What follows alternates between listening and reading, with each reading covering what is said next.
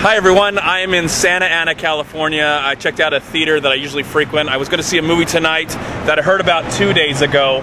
It is called Touch the Wall, and I'm really happy to actually meet the director, Christo right? Exactly. Awesome, got it right. So I didn't know about this story at all. I went in this kind of completely blind, even though I did see the really great trailer. I have to say, you really had a really great trailer that I found on Fandango. And so I was happy to find the film, and you're doing a Q&A tonight, regular. And tomorrow, and Sunday at the 2:30 show. At the 2:30 showing. And I'm glad I got to check the 5 o'clock showing tonight. And I'll do an official review if I haven't done it already or put this up yet. Whatever, I'll do an official review on my channel about the film. But to explain what the movie's about, it's a documentary. It's a sports documentary about two swimmers. Do you want to explain a little bit what the movie's about? Well, I mean, you got it. It's a sports film about two women, Missy Franklin, who won 4 gold medals at London. It's kind of become a swimming icon, and her training partner, Carolyn Joyce. And the film really is about how these two women come together, compete against each other, become friends with each other, support each other, and make it through to the Olympics. Yeah, you kind of met her. You met her. When did you meet Missy for the first time? We met Missy first in 2010 when she was 14. 14. So that was. I remember there was an interview when she said she's 14. So you tackle her from 2010 to pretty much the Olympics. Yeah, just after the Olympics, after 2012. I'll be honest with you. I usually watch the Olympics, but for some reason I didn't watch the Olympics at all. And after watching this film, I'm interested to see what's going to happen in 2016. It's going to be all over Rio. Again, I didn't know much about this film, so I like going to movies where I see the trailer maybe, and I just like to be inspired, whether they're talking about sports or any kind of subject matter in a movie form. But I love a good sports drama. This movie kind of, I don't want to, or you know, whatever. But it reminded me a little of Hoop Dreams. It's a different, you know, just a little bit. Because in this story, we get to see two people. In that movie, we got to kind of see two people's lives over a long period of time. That movie was probably 10 odd years of film. This is probably 5, 6, 7 years maybe of film. But I just remind, sorry, 4 years. Okay, so I mean, a long period of time. You're with these people and traveling all over the world. Now, some of the questions I have for you is, how did you... I will say, actually, yes. I love Hoop Dreams, and that was kind of our intent, was to make the Hoop Dreams of swimming.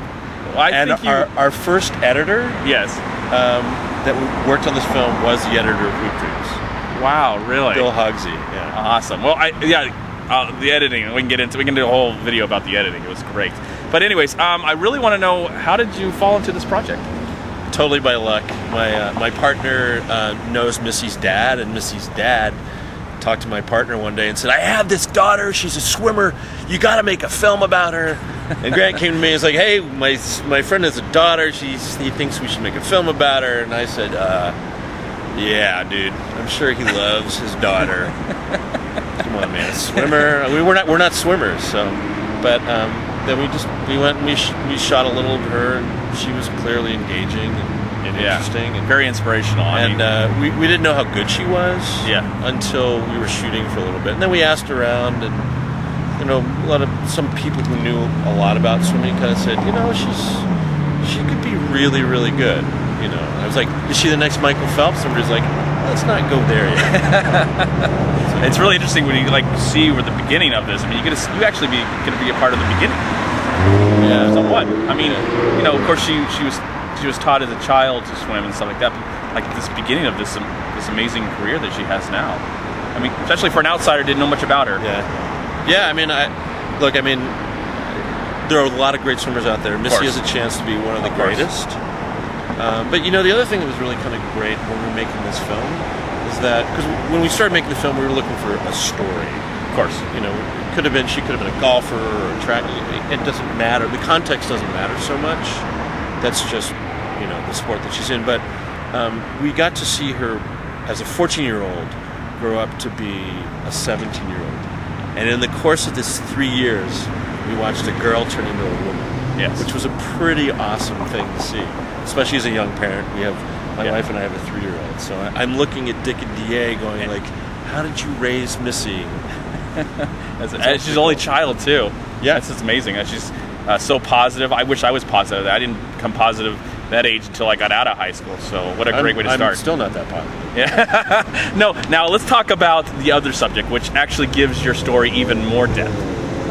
Carol Lynn Joyce. Carol Lynn Joyce. Tell me how you met her and how she became part of the story. So we totally lucked into that as well, because Missy was swimming with an age group club, which basically means swimmers 18 years and younger. And Kara had won all kinds of titles in college. She still holds the record for like winning the 50, 100, and 200 in the same meets. 18 NCAA titles. So she's an awesome swimmer, professional, who was actually swimming for a club down here in Newport. And that team kind of imploded, and so she was looking for someplace else to go, and she took a huge risk by going to Colorado to swim with basically a bunch of teenagers. Yeah. And a completely... It's all in the movie. Got to see the movie to find out more about it. Untested coach. Yeah. Todd Schmitz. And yeah, we got to see the movie to see how got to see how that turns out. If you're like me, didn't know much about this. Now, how much prep time did you have to, like, to become friends kind of with these people, or at least not friends, but at least acquaintances enough to feel comfortable to have this crew around them? Because Missy, of course, probably has she's used to it now, but at that time she just probably had you and a crew and the other director and all that stuff. So making a film in this way, which is kind of a verite way, takes a lot of time. Yes. Because you want to get to the point with your subjects where they can share with you freely, and they kind of forget that you have a camera, and they're speaking to you more like a friend. So it doesn't feel like a reality television. Where it's just like, here's the interview part, and then here's like we have to make up something.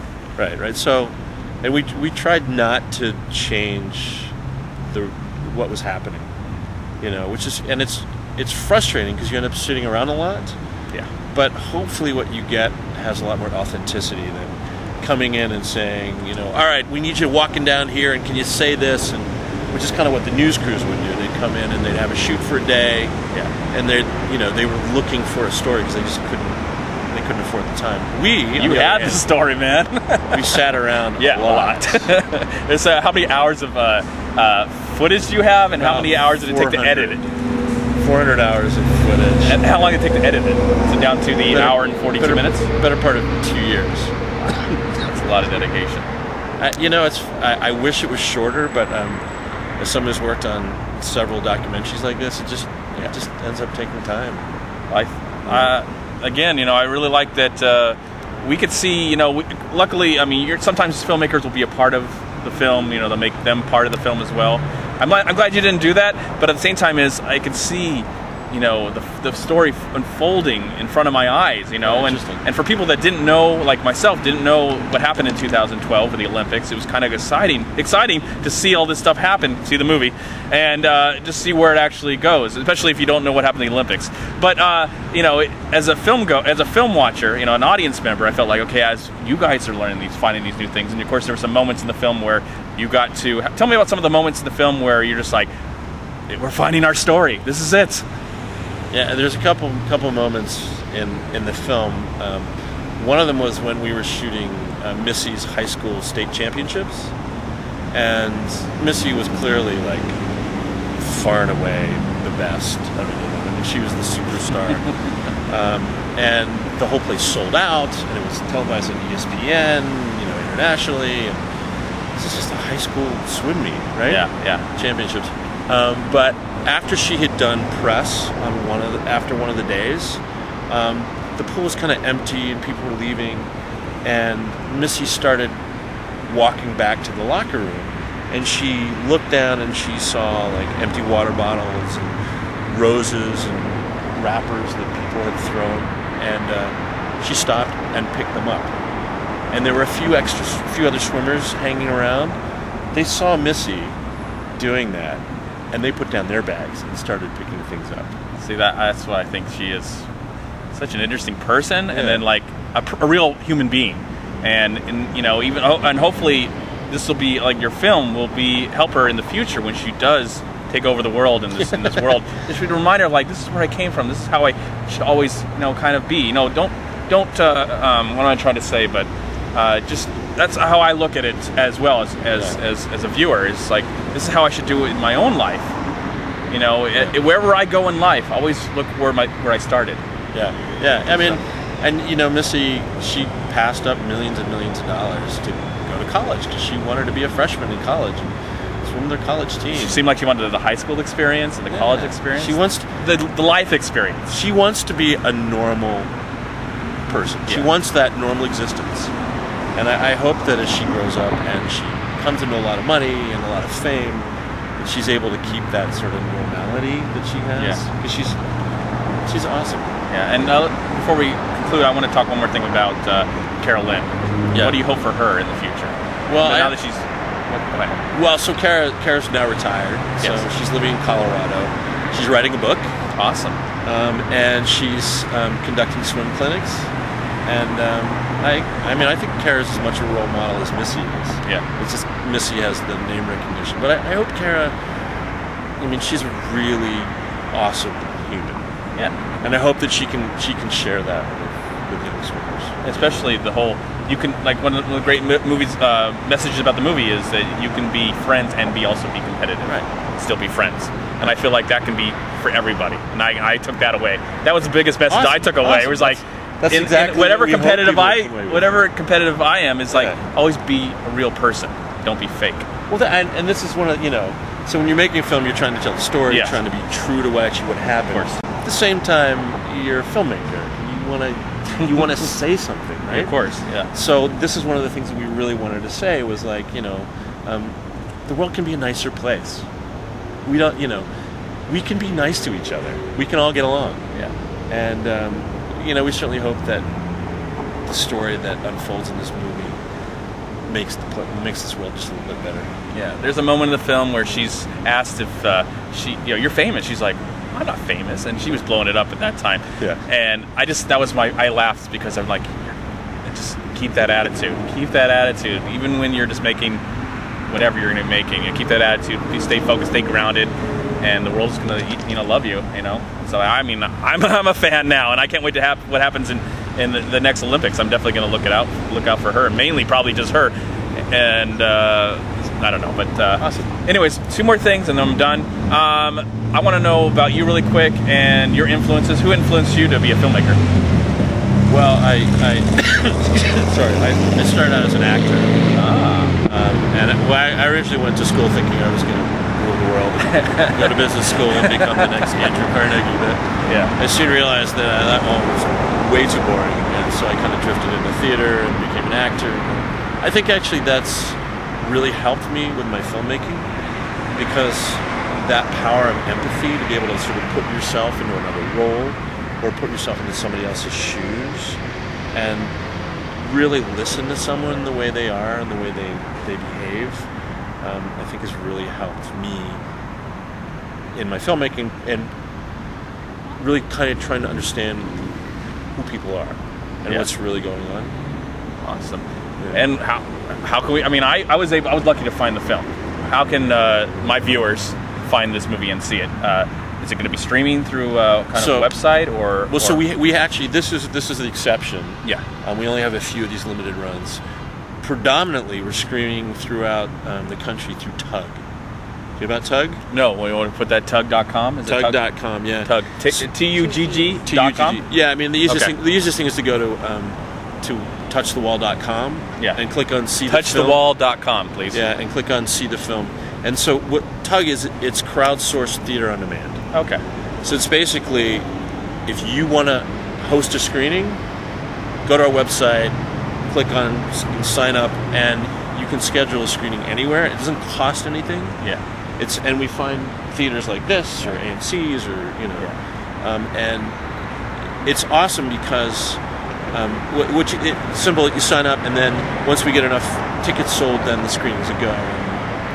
But it's awesome because the film can be screened anywhere, not just in major markets, but in Naperville, Illinois, and Sarasota, Florida, and Poughkeepsie, New York, and Greenville, North Carolina, where we have all these screenings. And as of last Tuesday, we already had 150 screenings set up. And our first 8 of them sold out. And you're going to be here at least in Santa Ana at the Regency for a week. Yeah, by the South Coast, right by the South Coast Mall in California. Yep. Awesome. Regency South Coast Village. All right, man. Thank you so much. Chad, my pleasure, man. Thank you so much for watching this video. Of course, go to touchthewall.com. Also, I want to let you know that I am I do videos for my own channel, but I also do videos for a website called WeLiveFilm.com. Some people watch it, but we live it. And I was wondering if you could do me one last favor before we're done. Sure. Can you go, I state my name, and I live film. Can you say that? I, Christo Brock, I live film. Like, I'm Chad Gleason, and I live film. I'm Christo Brock, and I live film. Thank you so much, dude. Hey, awesome, dude. Were you looking at yourself when you did that? Yeah, of course. Yeah, we can watch ourselves. Awesome. Hey, so, I got a hat for you. Oh, please. Great, thank you. Bye, everyone. I'll do my review soon.